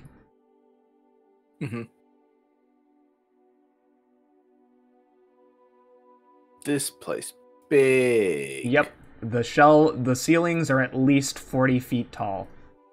And the shelves nearly go up to the ceiling. They are covered with beautiful silks in all different varieties. And also, somebody else is here, in case you haven't noticed. Somebody else you play, Rob. Yeah, I know. Hey, look, here we go again. Right back in the fray. All right, let me get up. Oh, don't get me. Give me a second. I got a sheet. But yeah, that's the very first sentence out of Bella's mouth. Why is everything so big? I mean, it's owned by giants, so. This place is you have giants? Well, not typically, no. Some giant can live here. Mostly Onis, half Onis, but these are giants who came here from Gorthengale, and they were allowed to establish a shop. A couple 100 years ago. This family has been here ever since. I see. Okay, well, please lead the way. Well, that's not exactly how this works. You gotta help pick out the colors. Like, just look at the selection. She motions on the walls where you literally see thousands of patterns, colors, assorted, exquisite. Everything is expensive. Gold, inlaid silk, cotton, linen. You see some furs. It's absolutely... I mean, I don't know how Elemara feels about it. It could either be a disgusting display of excess to her or a beautiful example of the wealth of Tien, whatever she wants to interpret it as. She gets dizzy. Okay. As somebody with ADHD, when I enter a store like this, it's very easy for me to get dizzy if I'm not focused. So, and that's exactly what happens. She gets really dizzy. Okay. Ooh. Dizzy. Sorry, the colors. It's all a lot. So she kind of lean back a little. I know, isn't it awesome? The Orb Weaver's daughter kind of runs up to the shelf and looks at all the scrolls of fabric. Yep. I'll hold on to Vanessa? Yeah. Yeah, Vaness. Yeah. Vanessa. Are you gonna be okay? You look a bit sick. No, it's like I said, I'll get used to it. Please, just you two know what you're working with. I imagine I'm not that difficult to attire, hopefully. So please, I rely on your expertise in this matter. Well, first we need to get somebody over here, hopefully. Halfdan? Are you there? Halfdan? You hear Vaness kind of yell out. And slowly, I'm coming. A large male fire giant wearing a pair of spectacles with a scarf wrapped around his neck. He has a fur-lined coat on, but the sleeves are cut off. As you see his hair is covered with actual fire. He appears to be part Genasi in some way. Can I help you, Mistress Ventress? Oh, we have a new customer here today and somebody new to the world of fashion, and she'll very gently try to move you around her towards him. Greetings, the name is Elemara. I am very new to the world of fashion, I say. Hello, I am Halfdan Sigurdsson. Welcome to Sigurdsson and Company's fabric company. Bows his head.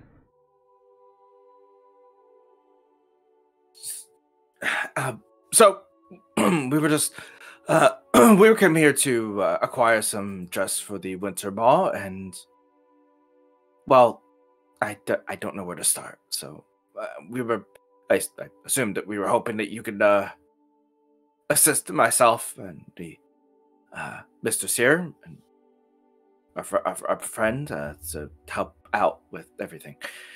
Yep, yeah. You see him riding, and as you say winter ball, his glasses nearly fall off his face. And he looks at you, and then looks at Ventress and says, I knew Miss Ventress was going, but... He lets out a beaming smile, and this is your first time here, correct? Mm-hmm. Yes. I signed a friend up for the archery tournament. And he won with flying covers. Well, I sponsored, I should say. Sorry for the like formal wording there. And to be quite frank, to put it lightly, he killed it. Well, congratulations. That's a great honor, and I am glad Vaness brought you here to be represented by another person with our fashion company. Do you know your measurements?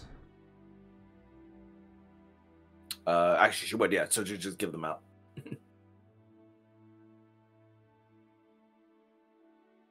My.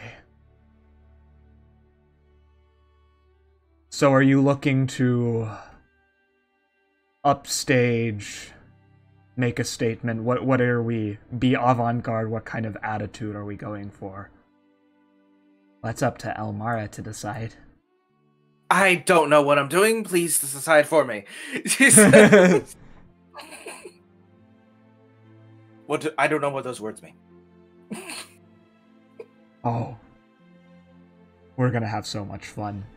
He has like a beaming smile and he'll drag on you kind of a little bit over here. Nah, he's not hurting you. But I'm in danger. you see mannequins and a series of giant rolls of fabric.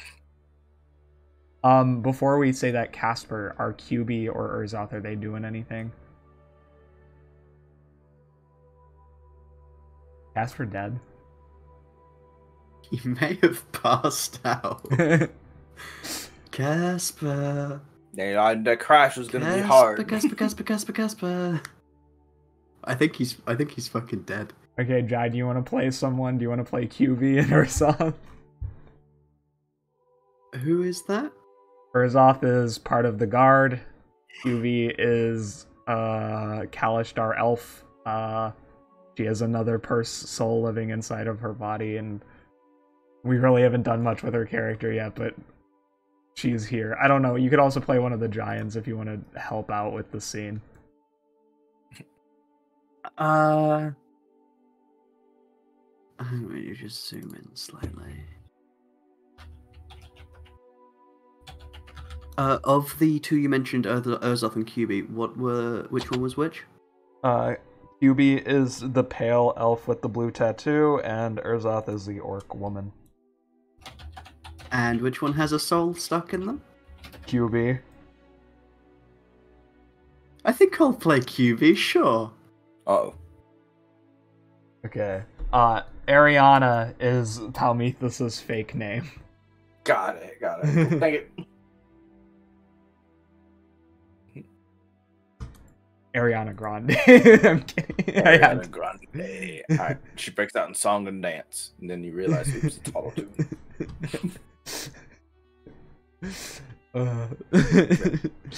And she's just nonchalantly going over here, making sure, oh, look at these cool blueprints. As she, I guess, goes up to the desk and says, uppies, to look at the product that's on top. Yeah, you get moved up by one of the giants who just, like, places you next to two giant reams of fabric. Yep. She's totally inspecting all the material. Totally not using as an excuse to get a bird's eye view on what's going on over there. So, Elemara, Halfdan will look at you and say, "May I pick you up?" No. I'm not going to hurt you, I'm just going to put you on the table. I'll get up there myself, I'll fly up. Okay. Dunk. Just like, do the prideful, the shake, the shake and the standing up straight. All fake. She's so out of her league. So, what I was thinking is, we're gonna make this dress, right? But it's gonna be black. And the secret will be is that when you get on to the runway, when you spin, it'll light on fire and it'll turn into red color. Sorry, I stole that from the Hunger Games. I'm sorry, I can't. I'm not. Yeah, I see. The moment you started saying that, I was like, the girl on fire. Anyway. Wait, I'm going on a runway? What's a runway? The thing we're all going to have to walk down as we go to the party. He's referring to the procession. It's a big carpet leading up to the palace. People Okay. take gem snapshots of you. Wait, am I gonna be publicized? Everyone will be, yes. Oh, like one of those models I see on magazine. Correct. I thought that I was going to be meeting with nobility. And you will, inside. But if you want to make a statement and get those nobles' attention, that's what this dress can do. I also have other designs I can consider. There's this Phoenix dress. He'll pull out a piece of fabric, as you see. A half-slit dress with a wing motif along the inseam, and it is covered in fiery sparkles and has feathers along the shoulders. There's also... I have many designs if that's not what your alley is. And they're all magically infused. Right.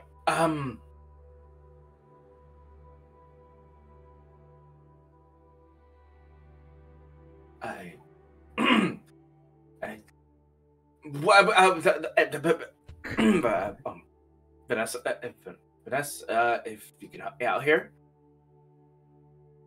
Yeah, Vanessa, like, jumps and drags herself on top of the table.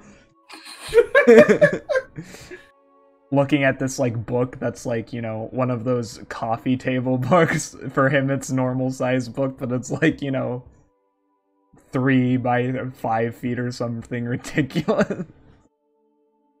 Mm-hmm. Well, what appeals to you the most? And this is where, Rob, you need to put in some of your input. I'm actually curious. What do you want her to wear? Because I can come up with a bunch of dress ideas as he kind of flips through this massive sketchbook. I don't think blue is your color, though, he says as he just pauses as you see a dark moonlight dress with Sultana's motifs, and this one glows with the silver of the moons. He smiles at you. Trust me, I never disappoint a customer. At least I try my best not to. Yeah. Okay. Yeah. But yeah, out of character, Elemara will probably should probably wear something that instills a sense of a regal power, without it being like she'd wear something that is subdued in the amount of skin it shows, so like it doesn't show that much skin, but would definitely reinforce the fact that the person wearing this is powerful, right? A dress that instills a lot of confidence. A dress that would definitely highlight like the curves in the build of her, but wouldn't be something that would be worn to a club. It would definitely be something that would be worn to a ball, or like, you know, worn to like a high level business meeting almost. And what magical type effect do you want? Something that would match up with her infernal lineage, but in a more subtle way. So maybe like some like a mix of like radiance with like a red radiant light, and not really fire, because it's just too on the nose. Maybe something like a like an infernal scent. Okay, you don't want the scent, but I think that would be bad because that's sulfur. Yeah. You don't want to smell bad. Yeah, no, I didn't think that through. Yeah, but something like you know, just like a light glow. Okay. To show off her magical lineage. You can see this fire giant Genasi hybrid's visible disappointment when you say no visible fire, as he kind of will begin draping some fabric over your shoulder and loosely tying it with pens. Mm-hmm. Yeah, sorry for the no fire thing. It's just too on the nose, right? Right? I mean a little, but you know, it also looks good. Well, I'll figure out the effect. He'll spin you around in a mirror. You see that the fabric you're wearing is partially silver, similar to the armor that you had on.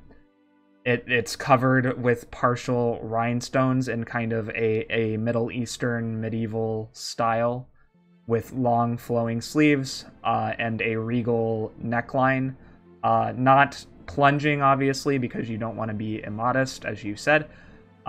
You're going for kind of a regal look, so it has that fanned out nobility color, and that is where you kind of have an orangish red internally, and at the bottom it turns kind of black and then back into orange red.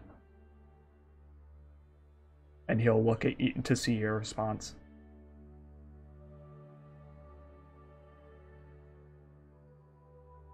Okay. Yes, this is much better. Yeah, I actually like this one. Thank you. You look very beautiful. Thanks. You too. She says, purely out of obligation. Well, I mean, you always look beautiful, but I'm not currently trying on a dress yet. You'll get your turn next. He begins to slowly unpen it and writes down. You see him rapidly, with a speed that is actually kind of impressive, your proportions, drawing you in his notebook. It is about the same. It's a little smaller than your body, but since the book is so huge, and he begins sketching in the dress and says, I will have this ready the night before the ball, with the magical effect. Okay. It'll still need you to twirl to activate it, just for a little bit of dazzle. He smiles. I will keep that in mind. Thank you. So what's Palmethus doing? Just watching. Okay. Like, yes. Is Yeah. QB doing anything? I think just like glancing back and forth and then suddenly looking slightly serious and then glancing back and forth again, not really approaching anything. Also, I've messaged Casper and he's not responded, so we've lost both of them.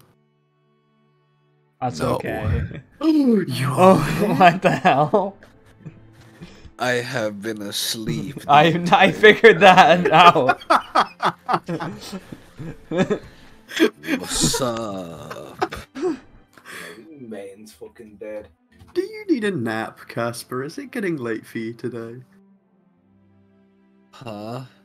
Anyway, so we're having that shopping spree scene.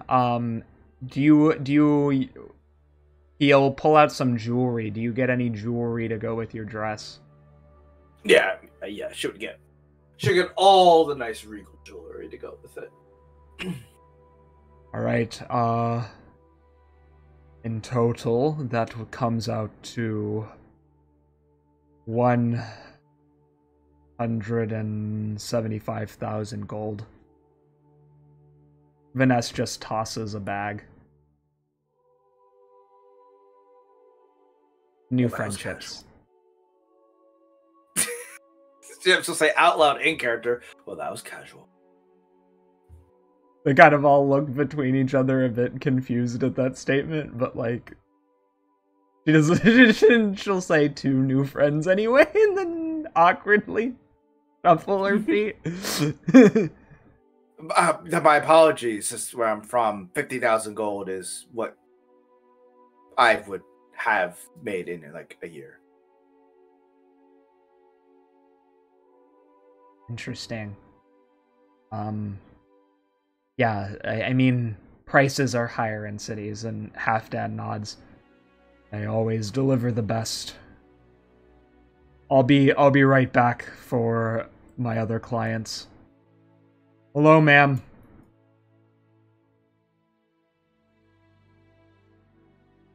Dead. Die Glances or Casper. back up.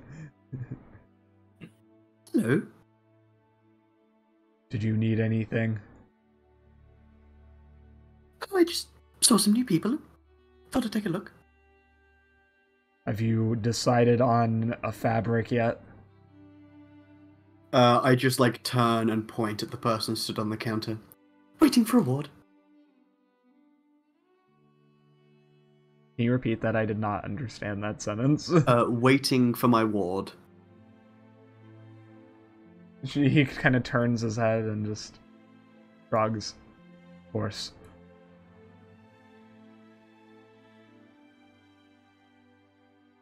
Madam Captain of the Guard. Casper! No. Is he gone again? Wait, huh? Motherfucker be tripping. Casper, you're in this scene. Urzov's in this scene. Where? I don't see this bitch. Where?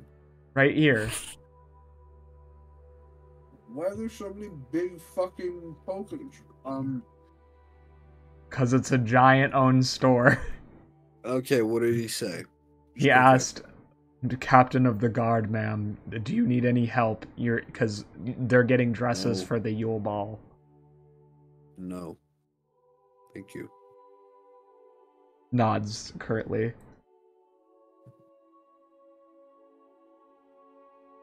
Comes back up here. He will write some stuff down in the ledger.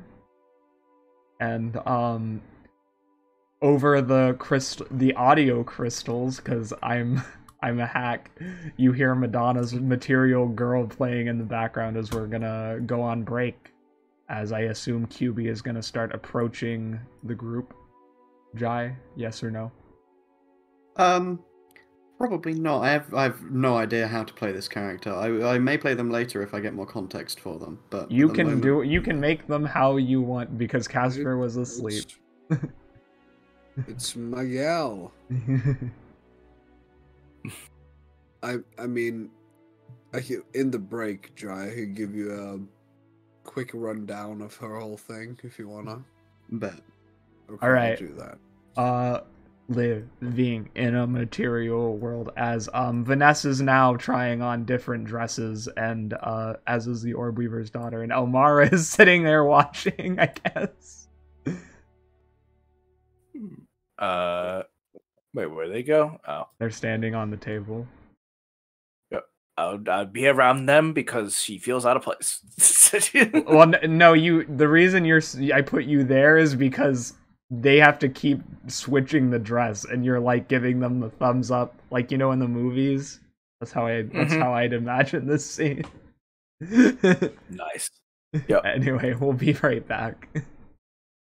We'll be back at we'll be back at 8 a.m. Brisbane Standard Time, so in about 12 minutes. See you then.